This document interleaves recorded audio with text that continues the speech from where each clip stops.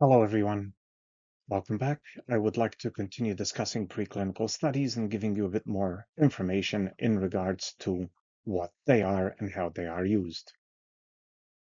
So, recapping from where I ended last time, on the right-hand side, you have a bit of the history of animal studies, which are preclinical models. And the key aspect that I emphasized was the fact that they are independent of potential social, moral, and other influences, could easily potentially influence human studies, even when the investigators do their utmost in order to protect against such influence.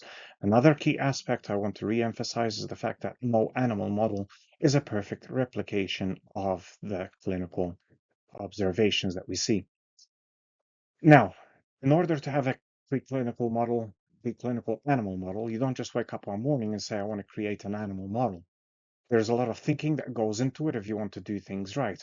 Among other things, there are aspects of what we call validity that are really important when considering animal models.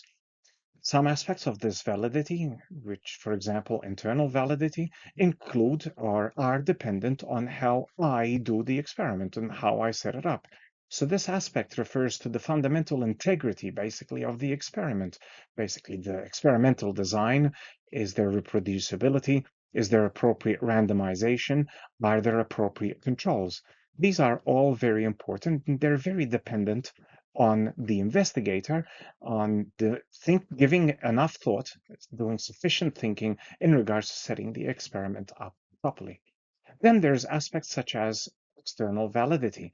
This external validity, under external validity, we can talk about construct validity, phase validity, and predictive validity. Now, let me explain these a bit more in maybe lay language or language that can be understood and related to real life.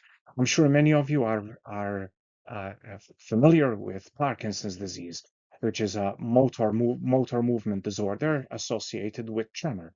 Well, if I'm creating an animal model of Parkinson's disease, I need to make sure that my animal model has the same etiology in terms of what's causing the motor movement disorder in that animal. So in humans, it's a deficiency of dopamine. It's a neurotransmitter in the brain.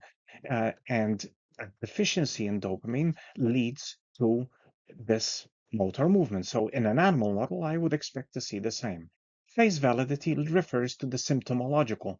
So in the human, we see a motor movement deficiency. Well, in the animal model, we would also expect to see that in order to have a valid preclinical model. Finally, the predictive validity aspect refers to the therapeutic. In the case of humans, we administer chemicals, drugs such as L-DOPA, which is a dopamine replacement, putting it simply, and therefore, and this reduces the Parkinsonism. Therefore, in an animal model, we would expect that if they have this deficiency in motor movement associated with deficiency in the dopaminergic system, administration of chemicals such as L-DOPA, which is what's given clinically in humans, would also lead to a reduction in the Parkinsonian symptoms. For today, I'm going to stop here. We'll continue again when we meet next.